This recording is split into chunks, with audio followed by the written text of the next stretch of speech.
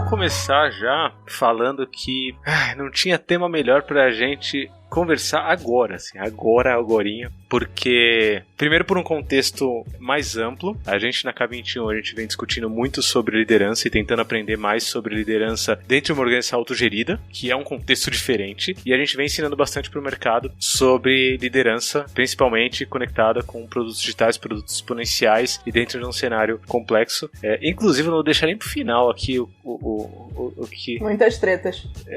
Tipo, tem todo um programa de liderança exponencial que a gente tá levando aí pro mercado e tal, mas no finalzinho do episódio a gente fala melhor. Mas a gente tá, tipo, super empolgado nesse tema de liderança. E aí, no nosso dia a dia, a gente também tem analisado, tipo, o que é liderança final, né? Quais são os comportamentos de liderança e tal. E aí hoje meu coração está aquecido quanto a isso. E acho que esse podcast talvez veio em um momento bem propício assim, porque o coração tá batendo forte quanto a esse assunto. Antes de começar a falar o assunto, antes de disparar até a vinheta aqui, eu já vou contar que a gente tá transmitindo esse episódio enquanto gravamos no Instagram do Love the Problem, @LoveTheProblem. Então se você segue o Instagram do Love the Problem, você provavelmente é uma das pessoas que tá assistindo aqui. Porque mesmo a gente transmitindo pelo Instagram, eu preciso falar pro Léo soltar a vinheta, então solta a vinheta, Léo. Olá, este é o Love the Problem, o podcast oficial da K21. Evolução contínua de pessoas e organizações, com carinho, toda semana para você.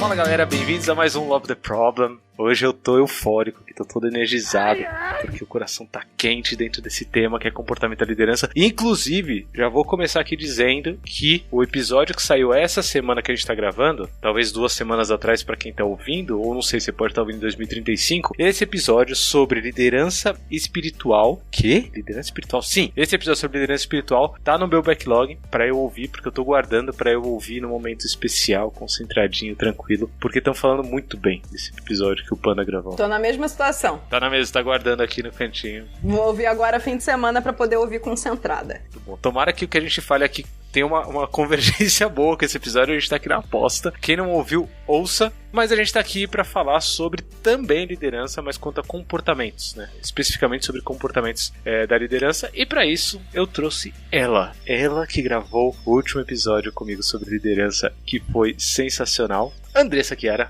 Oi, Chu, tudo bom? Oi, gente, Andressa Chiara aqui. Tô muito feliz de estar de novo no Love the Problem. É disparado uma das coisas que eu mais amo de fazer. É bater papo com vocês. Então, muito obrigada pelo convite, Lula. E vamos falar de liderança. Vamos mudar o mundo aí. Sensacional. Vamos começar já chutando a bola pro gol. Comportamentos da liderança. Eu não quero pegar pela parte bonita da coisa, porque daria pra gente começar falando, putz, qual que é o comportamento ideal de um líder e tal. Eu quero começar fogo no parquinho, né?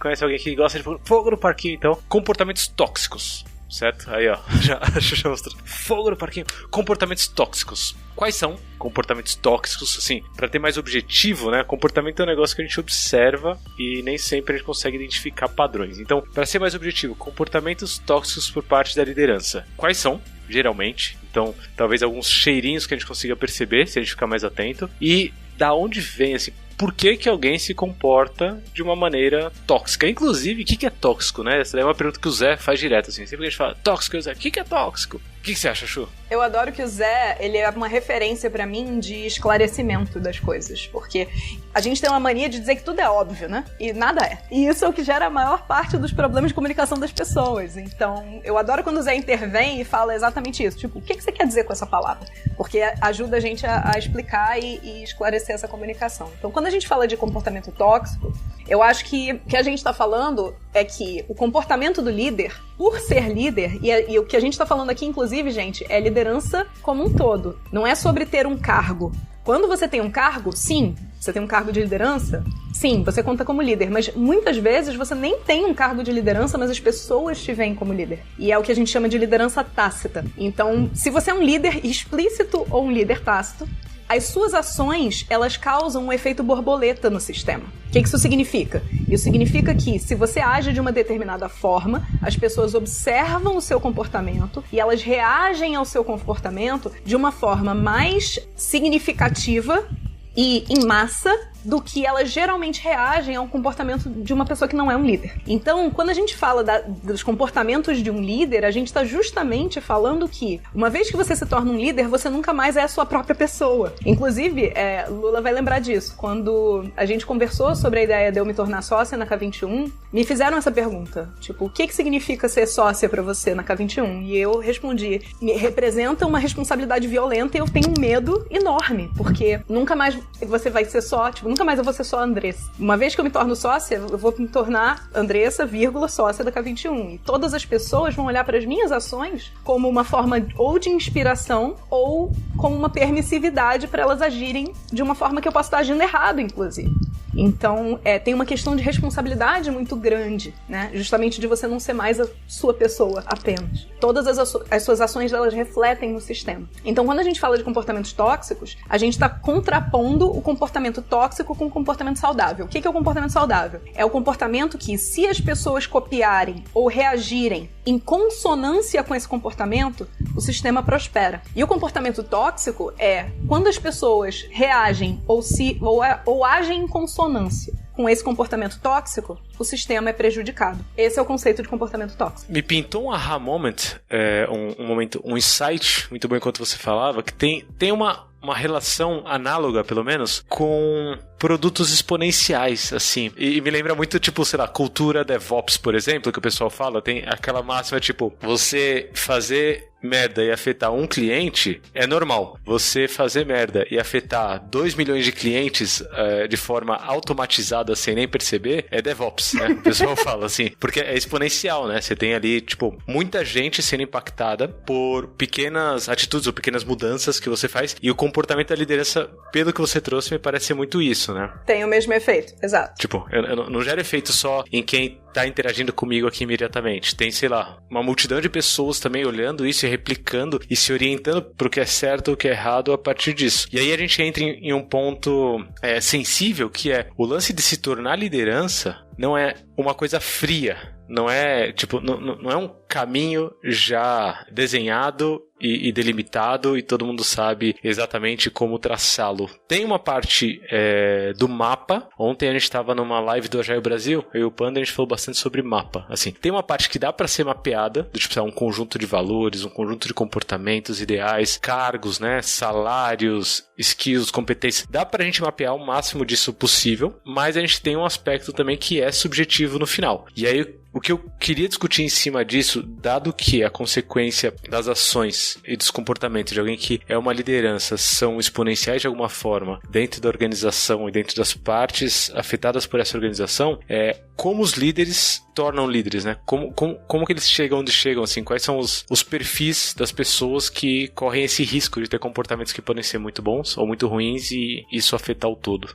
Quando a gente fala inclusive de exemplos de comportamento tóxico, a origem desses comportamentos tóxicos tem a ver justamente com a experiência local de ascensão desse líder. O que eu quero dizer com isso? Em um dado momento, essa pessoa, antes de ser líder, ela foi, por exemplo, um analista. E ela era um excelente analista. Ela trabalhava de forma individual com muita qualidade. E aí você meio que pensa, poxa, vamos reconhecer essa pessoa, vamos remunerar ela melhor, vamos ascender ela na hierarquia da empresa. E aí você transforma ela num super analista, um analista sênior, para ser exemplo para outros analistas. Mas você tá rewarding em português. Recompensando. Isso. Você tá recompensando um comportamento que pode ser perfeito, mas ainda é um comportamento local. Eu não tô dizendo que essa pessoa não merece recompensa. Eu tô dizendo que no momento em que você atribui a essa pessoa, por ser mais sênior, a responsabilidade de ser exemplo para outras pessoas, você já tá começando a tirar essa pessoa de uma responsabilidade local e começando a trazer ela para uma responsabilidade sistêmica. E aí essa pessoa sobe de novo, porque ela performa muito bem, e ela vira um supervisor. O que um supervisor faz? Ele supervisiona o trabalho de outras pessoas, para que a qualidade de trabalho dessas pessoas seja de acordo com o padrão dele. Aí o ponto importante aqui a gente não fala dos comos quando a gente está trazendo isso. A gente está falando de uma qualidade que muitas vezes vem de uma cultura fabril. E é uma cultura que, quando a gente fala de ambiente saudável, de criatividade, de colaboração, não é uma cultura que olha para esses fatores como preditivos de sucesso. Porque é uma cultura que olha pra eu preciso repetir de forma previsível e perfeita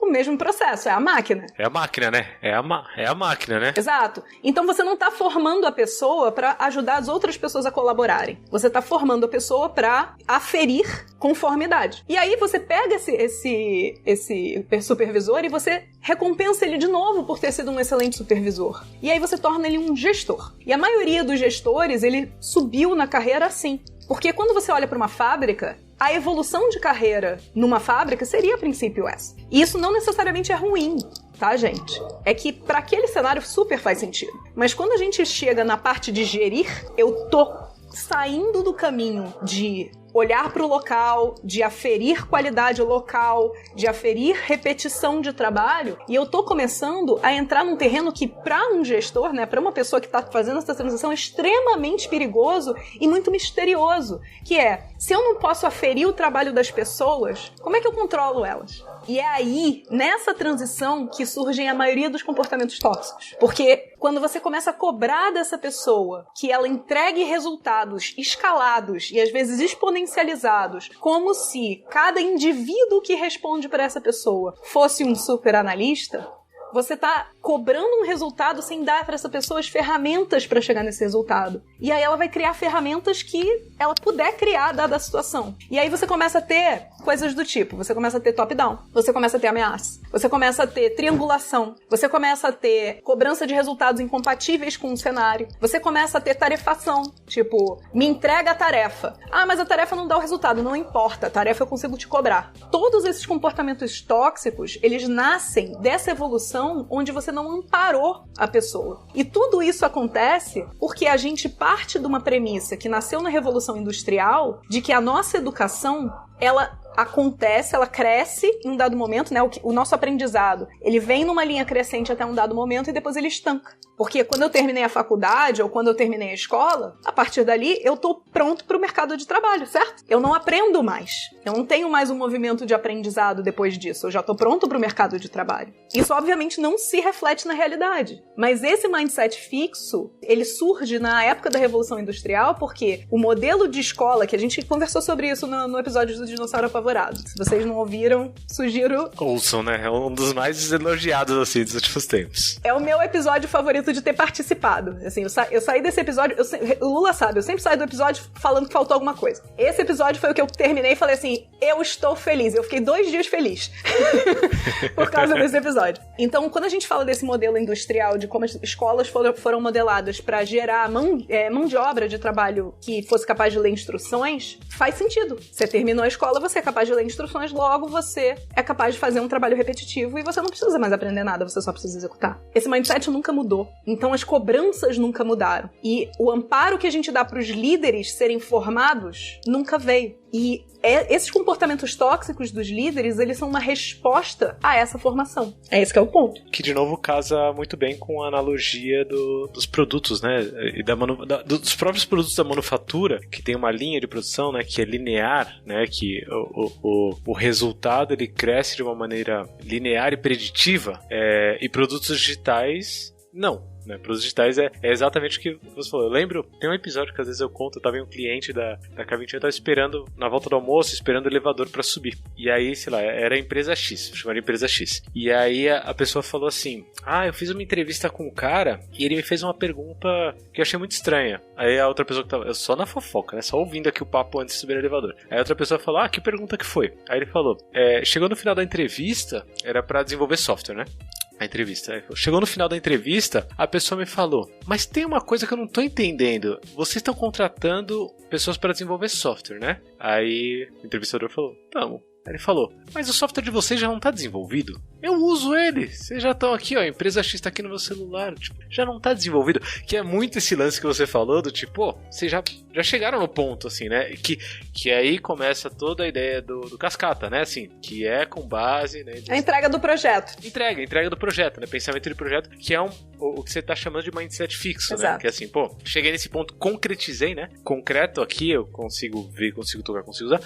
acabou e eu não preciso mais me preocupar com isso. Quando na verdade o mundo nunca foi tão complexo quanto ele é hoje. E as coisas, a única certeza que a gente tem é que as coisas vão mudar. E é aí que o dinossauro se apavora, né? Quem não ouviu episódios de Dinossauro Apavorado, K21.link/Love the Problem, tem lá no nosso backstage as referências do episódio desse daqui também, vai ter o link pro Dinossauro Apavorado. Mas é nessa complexidade talvez que essa liderança se perde, né? Que é esse mindset de crescimento. Porque não existe um ponto X pra você chegar, comemorar e falar, agora eu posso descansar em paz, né?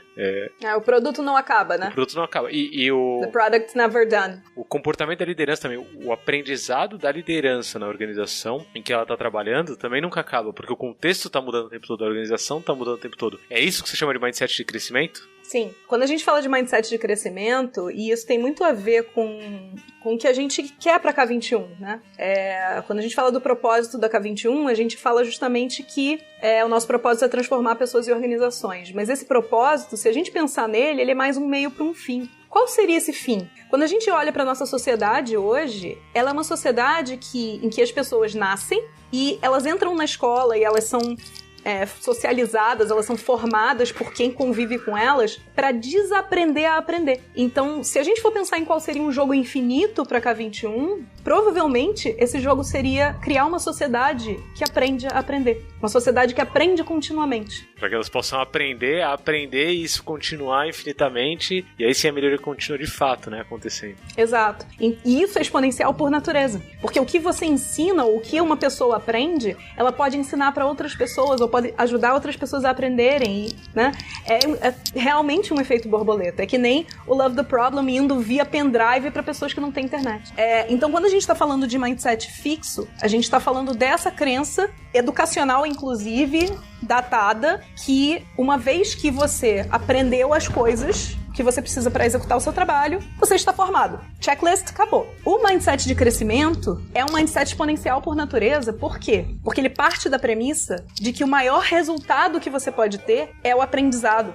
O aprendizado vai te dar lucro, ele vai te dar dinheiro, ele vai melhorar o seu EBITDA, ele vai fazer com que você conquiste mercados, ele vai fazer com que você se desenvolva na sua carreira, ele vai ter um impacto não só em você e na empresa que você trabalha, mas no mundo como um todo. No momento em que você aprende a aprender, no momento em que você entende, aí o Toledo fala muito disso, né? Tipo, ensinar e aprender a aprender. Quando a gente fala de aprender a aprender, a gente tá falando justamente da segurança que existe na premissa socrática do tudo sei é que nada sei. Quanto mais a gente sabe, mais a gente descobre que tem mais coisa pra aprender. E é isso que traz um ambiente de segurança e de vulnerabilidade pra gente, como líder, inclusive. O líder realmente seguro é aquele que diz com a boca cheia, eu não sei. Vamos descobrir? E no momento em que ele assume essa postura, ele tá revelando que ele tem um mindset de crescimento e ele tá consistentemente assassinando todos os comportamentos tóxicos que ele podia ter e que iam influenciar negativamente o sistema. Por quê? Porque a partir do momento em que ele fala eu não sei, mesmo que ele erre, ele tá convidando as pessoas a dizer, olha, você errou. No momento em que ele diz eu não sei, ele tá tendo uma atitude de liderança pelo exemplo, mostrando que todas as pessoas à volta dele podem dizer eu não sei também. Mas aí começa uma desesperança, né? Assim, você chegou nesse ponto, é bom porque a gente entende o que tá acontecendo com o mundo, é bom porque a gente sabe que tem muita gente nessa jornada, K21 nessa jornada, mas eu começo a pensar, quantos líderes que explicitamente já falaram não sei, eu encontrei até agora na minha vida, sabe? Quantos líderes hoje que eu vejo que tem essa humildade, né? Que se abrem e falam, pô, não sei, não faço ideia. Tem uma pessoa que é muito maneira, que é o Rafa Cáceres, inclusive, abração pro Rafa. O Rafa, acho que ele é CEO da Thaler atualmente. Não sei se é CEO, sei lá, o Rafa é líder lá na Thaler e tal. É líder lá na Thaler, isso. É alguma figura de liderança lá na Thaler. Ele tava comentando comigo outro dia que a galera fala bastante de estratégia, né? Estratégia e tal. E ele falou pra galera, ó, não sei. Qual que é a estratégia? Ele falou, pô, não sei. Bora descobrir, bora ver, bora aprender, bora entender como isso funciona. Mas Eu tenho duas perguntas pra você nesse aspecto, pra tentar me ajudar com essa desesperança, que é, primeiro, isso tá crescendo, a quantidade de comportamentos como esse que eu dei exemplo aqui. Você vê isso crescendo, principalmente nos trabalhos que a gente faz na K21, pra pelo menos dar uma esquentada no coração. E segundo, isso tá sendo valorizado pelo mercado, de fato. Assim, o mercado tá começando a enxergar essa capacidade de se mostrar vulnerável enquanto liderança como um diferencial pra quem eles estão trazendo pra dentro, pra quem eles estão formando, ou a estrada ainda é tipo, 2130 a gente volta a conversar pra ver se alguma coisa mudou? A estrada ainda é longa, porque a relação de causa e efeito não tá clara ainda, para as pessoas que contratam, para os próprios líderes, né? Porque quando a gente fala que o líder tem que ser vulnerável, é muito fácil falar, mas a gente precisa tangibilizar em exemplos e mostrar causa e consequência, causa e efeito para eles conseguirem entender por que eles precisam ser vulneráveis e como é essa vulnerabilidade. Porque ser vulnerável não é dizer, olha gente, eu fiz merda, tá? Isso não é ser vulnerável. Mas quando a gente fala de vulnerabilidade, os líderes têm muita dificuldade de tangibilizar o que isso significa na realidade deles. E é por isso que a gente faz, quando a gente faz sessão de mentoring, quando a gente entrega conteúdo, a gente tenta dar muito exemplo e trazer muito case para eles conseguirem tangibilizar isso. Mas o que realmente as empresas já estão comprando como ideia é que é a história de que cultura come a estratégia no café da manhã. Isso as empresas já estão começando a entender. Que se eu não tiver uma liderança conectada com mover, com engajar as pessoas, e essa é a parte em que as empresas ainda não têm clareza do como é que eu engajo. Mas os líderes que engajam são líderes que atingem resultados exponenciais. Isso as empresas já entenderam, o mercado já entendeu. O que elas estão buscando é tangibilizar o que é, como é que esse engajamento, quais são os skills que geram esse engajamento. E aí tem uma treta que eu quero lançar aqui, que é a seguinte. Eu tenho pra mim uma teoria que tudo parece soft skill até que você aprenda qual é o hard skill ou a lógica por trás daquele soft skill. Isso dá um episódio inteiro facilmente, hein?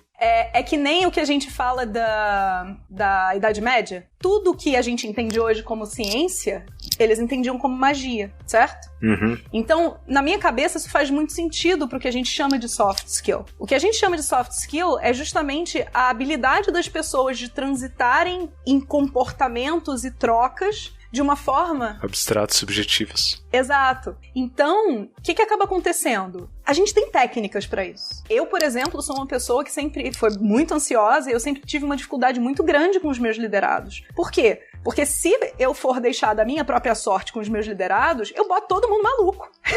Porque o meu ritmo é muito alto, é muito forte, muito rápido, você sabe disso muito bem.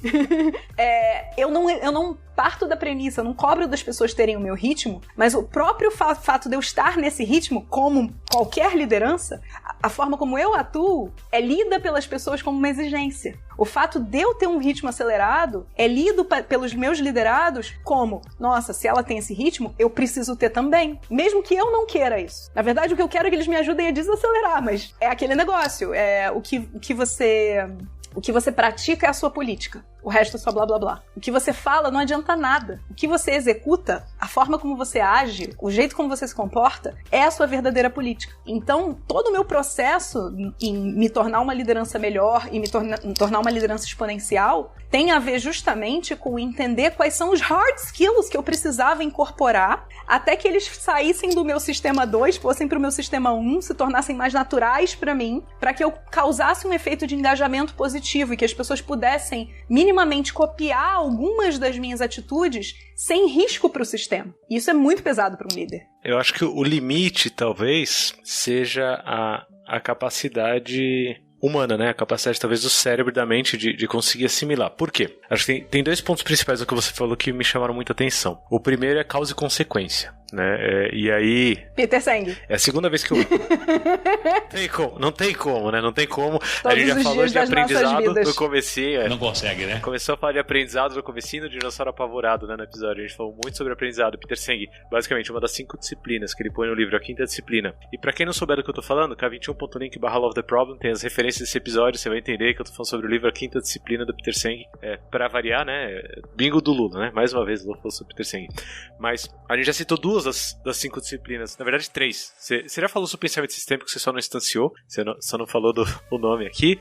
Você falou sobre aprendizado organizacional coletivo, né? A organização que aprende, e o líder tem muito a ver com isso. E você falou, dentro de uma das 5 disciplinas também, com a ideia de que causa e efeito dentro de um sistema complexo tem uma distância gigante. Tipo, não dá pra você... É o efeito borboleta, né? Que você citou, assim. Não dá pra eu entender exatamente quais são as consequências. E aí, qual que é o meu ponto quanto a esse lance de limite? Qual que é o limite da mente humana de conseguir associar causa e consequência, estando os dois distantes no tempo, né? Porque tem várias coisas que eu nunca vou entender. Putz, só foi isso que gerou isso. Foram esses fatores aqui. Então eu não vou conseguir mapear isso. Esse é um ponto.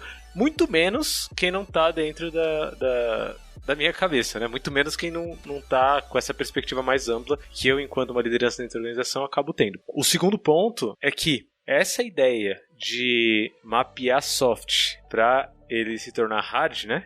Eu gostei muito dessa teoria, nunca tinha pensado nisso. Eu tô resumindo também, né, o que você falou, assim. Eu assimilei como mapear soft para se tornar hard, né? Uma vez que você consegue mapear, você consegue transformar em técnica, você consegue sair um tanto do abstrato e do subjetivo, que é o que a gente chama de soft skill, e levar para uma coisa mais hard skill, que você consegue ler, praticar, né? Ler, repetir, até você conseguir. Agora, eu acho que entra de novo o limite da capacidade humana de fazer esse tipo de mapeamento, assim. Então, se a gente considerar isso também como um jogo infinito, esse lance de tirar de soft e virar hard, tipo, a gente nunca vai conseguir mapear tudo que é soft para hard. Mas o que a gente for conseguindo mapear e aprender e evoluindo, que bom, uma coisa implícita a menos para eu tentar sentir o cheiro e observar e entender sem ninguém me dar um mapa para isso. Então acho que eu concordo muito com esse jogo, contanto que também seja considerado um jogo infinito, né? E aí entra o aspecto de que nunca vai ser só questão de ler um livro e botar em prática. Ler um livro e botar em prática. Ler um livro e botar em prática, ainda mais com a complexidade que o mundo vem tomando, né? Isso. Principalmente aqui eu gosto de trazer o conceito de sistema 1, sistema 2 do Thinking Fast and Slow do Daniel Kahneman. Por quê? Porque você pode começar a entender como funciona um mecanismo via hard skill, mas quando você está aprendendo um hard skill, você geralmente está com o sistema 2 ligado. Você precisa de foco, você precisa repetir, precisa ser intencional. Se você perder o foco, você erra. Mas à medida que você pratica isso vai se movendo para o seu sistema 1. Isso se torna cada vez mais natural para você. E o seu cérebro é capaz de processar isso em background sem esforço. Posso dar um exemplo, bem rápido, disso? Que eu notei hoje, assim. Eu comecei a dar treinamentos na K21 há uns 3 ou 4 anos, né? Eu acho. Não lembro muito bem. Mas no começo eu tinha que anotar, tipo, quando eu comecei tal assunto, quando eu terminei tal assunto. E qual que é a dinâmica que eu vou rodar. E como que eu introduzo essa dinâmica. E como que eu faço essa partezinha do treinamento para trazer qual conteúdo, né? E eu tenho essas planilhas até hoje. Você me conhece bem, você sabe que eu sento lá e faço organizadinho e tal para estar preparadinho, né? É o comportamento nerd, né? Me considero um nerd e gosto disso e tal. Auto C. Isso, auto C. 99% improviso, mas aquele 1% maníaco obsessivo. Mas o lance é que eu estudo, eu detalho e tudo mais. E aí essa semana eu tô dando um treinamento de Kanban essa semana, e fazia bastante tempo que eu não dava treinamento de Kanban assim, mas é óbvio que eu discuto o fluxo aqui, ali e tudo mais. E eu já dei esse treinamento milhares de vezes, assim, eu gosto muito desse treinamento. E eu tive que estudar muito pouco, assim, para dar essa aula, e tá sendo muito maneiro. A aula acaba amanhã. O legal é que esse amanhã é referente ao horário da gravação, né? Então, tipo, quem tá ouvindo em 2035, essa aula nunca mais vai acabar. Mas a aula acaba amanhã, e do tipo, eu não precisei detalhar nada, não precisei consultar nenhuma planilha, sabe? Do tipo, só lembrei mais ou menos qual que é a ordem e consegui fazer, porque isso já tá meio que internalizado dentro do meu sistema 1, né? Antes eu tava usando muito o sistema 2 pra conseguir... E todo mundo tem o sistema 1 e o sistema 2, tá, gente? Não é tipo, alguns tem sistema 2. Então, eu tinha meu sistema 2, que é o lógico, racional, planilhando coisas, estudando pra tentar fazer certinho. Hoje, eu fiz tanto isso que o meu sistema 1 absorveu essas ideias e como isso funciona, e hoje eu consigo operar dentro desse contexto específico desse treinamento a partir do meu sistema 1 de uma forma natural, o que me lembra o episódio com o Márcio Balas sobre improviso. E aí tem uma máxima que a gente usa direto na K21, que é: você só improvisa naquilo que você domina, né? Não existe improviso em cima de coisa que você está aprendendo, porque o seu sistema 1 não está preparado. Por mais que você ache que, só confiar na minha mente, a sua mente ela não vai reagir do jeito que você espera, porque ela ainda não internalizou essa memória muscular, né? Você gosta muito de chamar de memória muscular mental, né? Então, parênteses 15 minutos eu fiz aqui, mas só pra dar um exemplo de sistema 1, sistema 2 de coisas que aconteceram na minha vida. Né? E aí a grande questão é que pro líder conseguir internalizar isso sem enlouquecer, que é a história desse jogo infinito, o que a gente sempre vai ter em mente é qual é o problema que eu tô resolvendo agora. Voltamos ao nome do podcast. Exato. A gente tem que amar o problema. E aí, a gente vai fazer um aprendizado puxado por natureza. Eu vou aprender as técnicas, eu vou aprender como resolver, como liderar em cima dos problemas que eu tô enfrentando. Eu não tô querendo, absorver um monte de teoria que eu não vou aplicar, sabe? Eu quero saber qual é o seu desafio hoje e vamos tentar achar uma ferramenta pra você lutar, né, contra o que quer que esteja acontecendo dentro de você ou na sua empresa de comportamento tóxico pra que essa empresa prospere, você prospere e a sua liderança seja saudável. E o que eu tava fazendo no número 3, quando você tava falando, era justamente que, pra mim, pra gente amar o problema e pra gente conseguir fazer essa evolução, tem 3 coisas que são cruciais na nossa aprendizagem. A primeira é empatia. Não dá pra gente aprender a liderar se a gente não consegue se colocar no lugar do outro. E eu sei que isso parece um blá blá blá, mas não é. Eu sou capaz de me colocar no lugar de pessoas que eu detesto. Eu consigo entender como o racional da pessoa chegou ali, eu consigo me sentir extremamente triste ou revoltada por isso, e mesmo assim eu consigo dar um feedback duro pra essa pessoa. Mas é justamente porque eu desenvolvi a habilidade de me colocar no lugar dessa pessoa e entender o racional dela, é que eu desenvolvi uma forma de me comunicar com ela de uma forma que ela entenda. Então, se você é líder e você tá ouvindo isso, você já teve alguma situação onde você precisava dar um feedback pra alguém e você ficou desesperado porque por mais que você falasse, você tinha a sensação que a pessoa não conseguia entender o que você tava falando? O que tá faltando nesse processo é justamente você trazer sim pra você, e eu não tô dizendo que isso é simples, mas trazer pra você a carga cognitiva de fazer a tradução simultânea, de falar a língua dessa pessoa, com base nas experiências dessa pessoa e qual é a dor que essa pessoa tá sentindo pra que ela entenda onde você quer chegar. E quando eu falo de empatia, eu tô falando disso. Eu não tô falando de ter pena da pessoa, eu não tô falando de porque aí eu vou sentir o que ela sente. Isso é um meio para um fim. Eu não tô sendo romântica aqui dizer nós temos que ter empatia. Não é isso. A empatia na liderança, ela serve para que você consiga engajar as pessoas e se comunicar de forma eficaz. Sem ela, ninguém vai entender o que você tá falando, onde você tá querendo chegar, e você vai virar um vilão. O segundo ponto é a sua própria emoção. Por quê? Porque quando a gente tem eventos na nossa vida que acontecem e que geram aprendizado, a forma como a gente grava esses eventos está muito ligada aos sentimentos que a gente tem quando o evento acontece. Se você for lembrar das coisas mais importantes da sua vida, provavelmente elas ficaram gravadas porque você teve uma emoção muito forte. Quando a emoção é de baixa amplitude, a nossa tendência é não lembrar das coisas. Só que o que a gente vê nas lideranças hoje? A gente vê as lideranças vendo a emoção como como um defeito. Quando, na verdade, a emoção é o que aumenta o nosso leque de experiências diferentes que a gente teve e como é que a gente resgata essa memória do que aconteceu. As pessoas costumam dizer que eu tenho uma memória de elefante, mas isso é só porque as minhas emoções são de um range absurdo. Eu amo demais, odeio demais, eu fico muito animada, eu fico muito triste. E cada vez que isso acontece, isso cria uma memória praticamente pétrea. E eu sou capaz de resgatar essa memória por conta dessas emoções. E isso não é uma característica minha da Andressa, isso é de todo o ser humano. Pessoas que têm memória não tão boa, geralmente são pessoas que estão lutando contra as suas emoções. Então, o líder que consegue conectar essas emoções e no momento em que você tá num desafio, você resgata assim, cara, eu já vivi esse desafio antes, como é que eu me senti, qual foi a reação, como é que eu reagi, qual foi o impacto que isso gerou no sistema, e aí você gera um aprendizado em cima disso. As emoções, elas são cruciais para você ter essa amplitude de recursos que você pode puxar da sua memória e você pode reconhecer esses padrões com base nas suas emoções. O terceiro ponto é o pensamento científico, que é, literalmente, eu tenho esse problema, eu vou testar uma hipótese, eu vou pegar essa solução, eu vou aplicar e eu vou observar e aprender. Se a gente consegue trabalhar com esses 3 pontos de apoio, a aprendizagem do líder se torna muito fácil, muito simples e, inclusive, fluida. Porque você está o tempo todo empatizando para entender o outro, para fazer uma boa leitura de cenários, para se comunicar melhor. Isso vai fazer com que você pegue os seus testes de hipótese e coloque eles em pauta e faça ciclos curtos para você entender se aquilo deu certo ou o que você aprendeu com aquilo. E você vai solidificar aquilo na sua memória como um recurso a ser puxado quando você vir aquela situação de novo ou quando algo semelhante acontecer. Quando você se sentir daquele jeito de novo, por exemplo. Quais são os 3? Repete de novo. Léo, põe o plim-plim. Sempre que o Léo põe o plim, eu lembro. Listas, né? Os 3, então. Empatizar. Vamos lá. Empatizar. reconhecer e usar as suas emoções como um mecanismo de memória, de padrão, de identificar uma situação e conectar aquilo a uma determinada ferramenta. E pensamento científico. Empatizar, usar suas emoções para reconhecer comportamentos e padrões e usar o pensamento científico para experimentar e adaptar. Inclusive, o engraçado é que isso tem muito a ver já com uma parte da psicologia, né? Assim, eu vejo muito essa relação. Sempre que eu falo com meu psicólogo, eu vejo essa relação muito forte, assim, de pensamento científico com emoção, com sentimento e com entender o que está se passando também com as necessidades do outro, né? Que é esse lance de empatizar. Mas, enquanto você falava, eu lembrei que eu tenho memória ruim.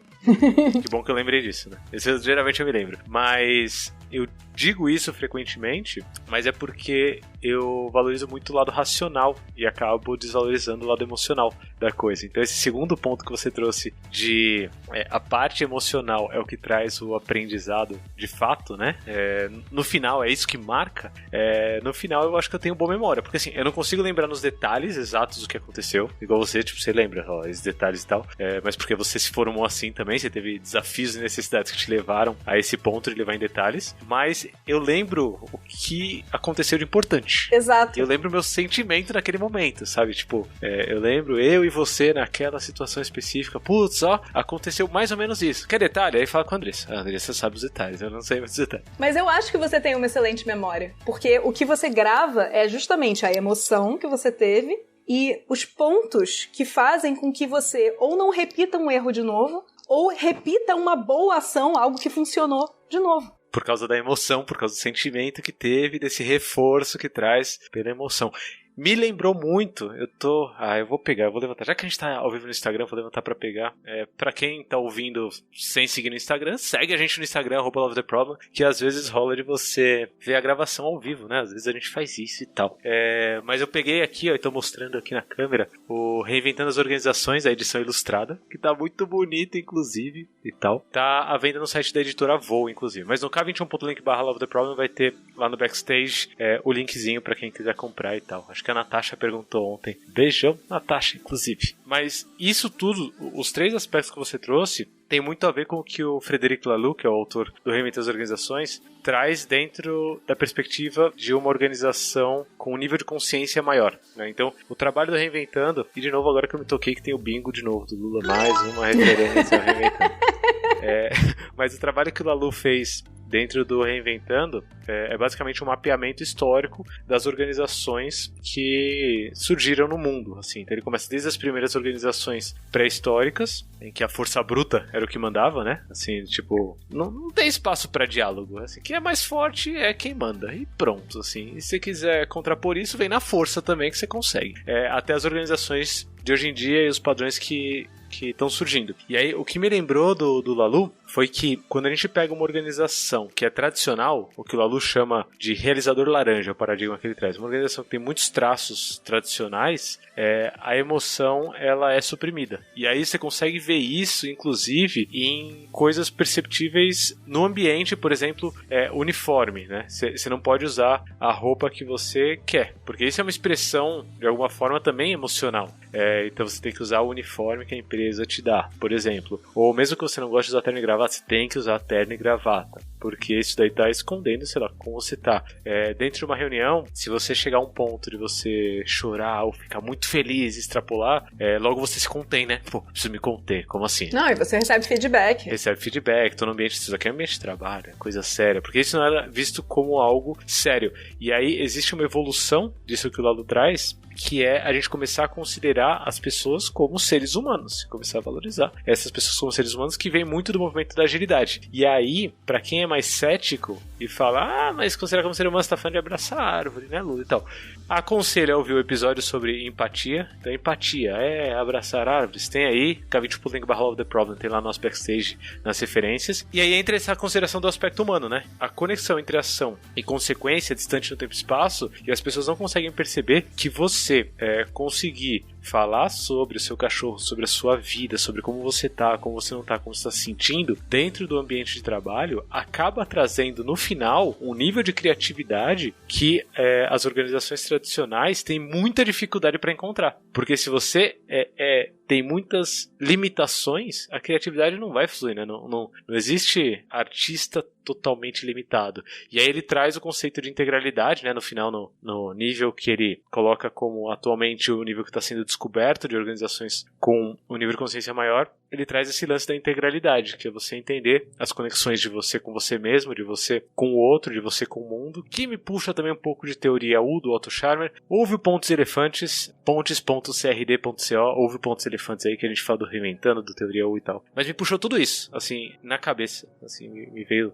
toda essa linha de raciocínio. Eu queria colocar um ponto sobre isso que você trouxe, Lula, que é o seguinte: muito antes da gente ter integralidade, tem alguns pontos para uma organização tradicional mesmo que a gente precisa resolver através dessa questão das emoções, etc. Que é o seguinte, que é a questão dos conflitos. Como é que funciona? Se eu tenho uma pessoa dentro da organização que está muito alterada emocionalmente com uma decisão, provavelmente ela tem um bom motivo para isso. Muitas vezes ela está vendo um problema que outras pessoas não estão vendo. Se eu não trato esse problema, isso pode gerar perdas para a empresa. Sabe aquela situação de que a pessoa viu um erro grave de segurança, mas como tinha uma data para um lançamento do projeto, a pessoa não tinha espaço para falar, não tinha ambiente seguro para falar, não trouxe o problema de segurança e aí a empresa perdeu milhões e milhões? É disso que eu tô falando, e é zero abraçar a árvore. Então isso vem muito antes da integralidade. É claro que a integralidade é o objetivo, mas eu tô falando de perda financeira. E o líder, uma das coisas que o líder é ensinado é que conflito é ruim. A gente fala muito do modelo de Tuchman e eu acho que vale muito a pena a gente trazer ele para essa discussão, independente de se tá certo, tá errado e tal. É muito mais sobre usar o modelo para ter uma discussão legal, que é o seguinte: a gente fala que o modelo de Tuchman tem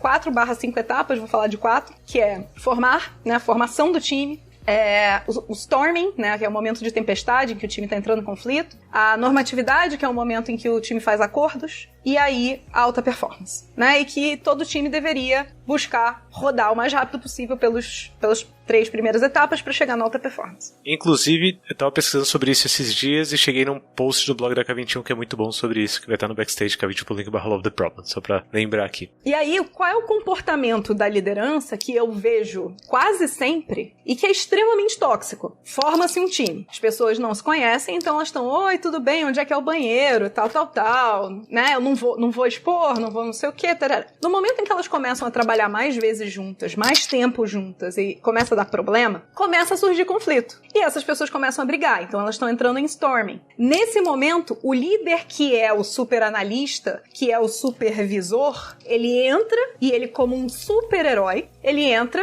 e fala: eu vou resolver o problema. E aí ele abafa o conflito, resolve o problema e sai. O que aconteceu com esse time? Continua no forming pra sempre, né? Ele voltou pro forming, porque ninguém foi capaz de fazer um acordo. As pessoas não conflitaram pra aprender. A gente matou o conflito antes que ele pudesse gerar algum acordo. Porque os acordos só nascem de conflito. Eu e Lula sabemos disso muito bem, gente. A gente se ama a partir de um dia em que a gente conflitou pra cacete e quase se matou. E terminou... Obrigado, Duba, né, inclusive. Obrigado, Duba. Que facilitou a discussão. Terminamos esse dia chorando abraçados. Nunca mais nos desgrudamos. A gente briga ainda, a gente conflita, mas a gente sempre está abraçado no final. Então, assim, esse é o maior erro que o líder pode causar. Porque no momento em que ele faz isso, o que ele está ensinando pra organização? Toda vez que surgir um conflito, me chama, eu vou resolver, vou descer pro operacional e eu tô tratando as pessoas como criança. E aí depois eu reclamo como líder, não, porque eu não posso dar responsabilidade pros meus funcionários porque eles não têm responsabilidade. Como é que eu vou dar autonomia se eles não têm responsabilidade? Se eles não podem, se eu deixar na mão deles, eu já tentei deixar na mão deles, eles não conseguem tomar decisão, eles fazem merda. Por quê? Porque a gente não deixou os conflitos acontecerem. Eu não tô dizendo que a gente tem que deixar dar pau. Tipo, se for pra apagar o incêndio, entra. Na verdade, você tá dizendo que tem que deixar dar pau, mas que seja no comecinho, que seja... Pau controlado, exato. Controlado, barato, né, que não custe. Porque se não der pau agora, vai dar... Lá na frente vai custar muito mais caro. O meu ponto é, tipo... Já avisei que vai dar merda isso. Você pode entrar pra resolver, pra não dar merda? Pra merda não ser grande? Pode. Mas você tem que, como líder, fazer ato contínuo de chamar essas pessoas e resolver o conflito. E falar, agora vamos brigar. Já resolvemos, o incêndio tá controlado. Vamos brigar. Por que isso aconteceu? Porque fulano, que você quer... Beleza, então o que a gente aprendeu? A gente aprendeu que isso. Então vamos fazer um acordo? Vamos. Beleza. Pronto. Isso é um líder. Isso não é um superanalista, não é um supervisor e não é um super-herói. O líder, ele busca esses conflitos saudáveis e ele gera esses acordos. E é isso que faz o time chegar à alta performance. Então todo líder que abre a boca pra reclamar porque os meus liderados não têm maturidade, a minha pergunta é, ok, o que você vai fazer com isso? Tá bom, certo. Que bom, ok, sabemos que eles não têm maturidade. Nota 10, qual é o próximo passo? Sensacional. Vou deixar um próximo passo aqui bem merchan agora, hein? Bem merchan, porque já falei, né? Desde o começo do episódio falei que a gente tá aprendendo muito dentro da K21 como fazer isso dentro de um contexto autogerido, sem chefes, né? Que o desafio fica ainda maior, que a gente tá explorando muitas coisas, descobrindo muitas coisas, mas a gente tá, por outro lado, ensinando pro mercado tudo aquilo que a gente aprendeu dentro de contextos que estão saindo de uma perspectiva tradicional para uma perspectiva mais evoluída quanto a negócios, quanto a cultura, né? Quanto a organização, de fato. E aí não tem como não falar do programa de liderança exponencial, e você é a pessoa certa para falar disso, né? Esse programa, ele nasceu de uma angústia nossa. A Karen é a pessoa à frente desse programa em termos de criar o programa e amparar as lideranças e tal. Inclusive, Karen que estava no último episódio sobre liderança espiritual. Isso. Porque justamente ela tem um background muito forte de formar líderes, né? De o que a gente faz para formar líderes. E eu tô trabalhando com ela nisso em prol de como é que a história da liderança, pelo exemplo, né? Dada a minha experiência na formação de líderes e na formação de pessoas, através dessas técnicas e todo esse mindset de como é que eu uso hard skills para transformar isso em algo mais natural e conseguir gerar esses resultados exponenciais, como é que a gente passa isso para esses líderes para que a gente efetivamente consiga chegar mais próximo do nosso jogo infinito. Como é que acontece esse programa? A gente já lançou alguns vídeos que são gratuitos, eles estão numa página que o link vai estar no backstage, e as pessoas podem se inscrever nesse programa e fiquem atentos porque a gente vai lançar novidades mais pra frente. Já a gente vai mandar notícias fresquinhas pra todos. O grande ponto desse programa é justamente porque a gente percebeu que trabalhar no nível operacional ou de coordenação das empresas não é mais o ponto de alavancagem para mudar o mercado. As pessoas já entenderam que a gente precisa executar diferente. Mas a liderança está muito perdida em relação ao papel dela. Toda vez que a gente entra para fazer transformação numa empresa, os líderes viram pra gente e falam, mas qual é o meu papel? Como é que eu devo agir? E eles são o limite no final, né? Eles são o limite no final. E eles justamente são essa alavanca exponencial. Justamente porque o resto da organização vai replicar os comportamentos deles. Então, por exemplo, se eu tenho um líder que dá top-down e não entende o que isso quer dizer como feedback para ele, e entra muito no cenário que a gente estava dando de exemplo. Por que a pessoa deu top-down? A pessoa não deu top-down porque ela acordou um dia e falou, quero ser um autoritário, e foi lá e deu top-down. Ela deu top-down porque ela tá sofrendo alguma pressão, porque tem alguma emergência, tem algum incêndio, mas se você não faz ato contínuo pra entender por que o seu sistema tá frágil o suficiente pra você ter que dar um top-down, você não tá liderando. E adapta, né? Exato. Adapta o sistema, adapta os acordos. E o que tá acontecendo hoje é que esses líderes, eles dão top-down e eles reclamam que os liderados não têm essa maturidade, só que eles não sabem dar o próximo passo. Então a gente tá aqui justamente pra ajudar, pra esse próximo passo não acontecer. Sensacional. K21.link/Love the Problem no card desse episódio, que vai estar quando o episódio sair. Programa de liderança exponencial, dá uma olhada lá. Dá feedback, né? Adoramos feedbacks e tal. Feedback, queremos feedbacks. E a ideia do programa é justamente que, em vez da gente tentar criar um conteúdo 100% pronto e, né, toma aí, a ideia é que a gente tenha uma troca contínua com esses líderes para que eles tragam os desafios e a gente devolva conteúdo que eles possam usar no dia a dia. Então, não é um produto estático, justamente porque o aprendizado não é estático, certo? A gente tenta fazer sempre o que a gente prega. Então, se a gente está pregando justamente que o aprendizado tem que ser contínuo, porque a própria situação vai mudando, como é que a gente vai fazer um conteúdo estanque? Não tem como. Inclusive, já fica a referência aqui, The Infinite Game, livro que você leu recentemente também, que explodiu cabeças, né? K21.link/Love the Problem vai estar lá também, The Infinite Game. Meu ídolo. Liderança, né? Entre liderança ali. Sensacional. Muito obrigado. Introvertido também. Muito obrigado por esse episódio, mais um episódio sensacional. Muito bom gravar. Obrigada por aqui. me receber aqui, Lula. Ao vivo, estamos sendo recebidos aqui por pessoas no Instagram, ao vivaço e tal, que estão acompanhando antes e depois vão ouvir depois quando sair nas plataformas aí. Sensacional, a gente fica por aqui, galera. Beijo! Beijo!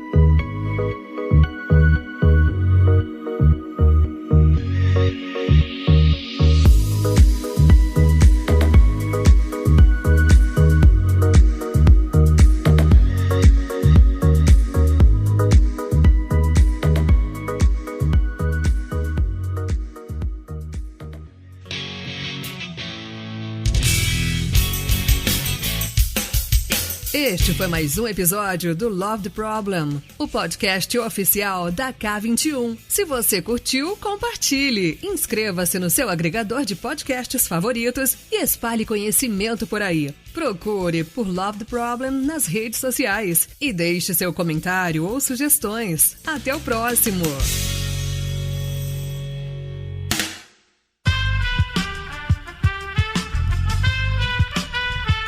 Esse podcast foi editado por Aerolitos Edição Inteligente.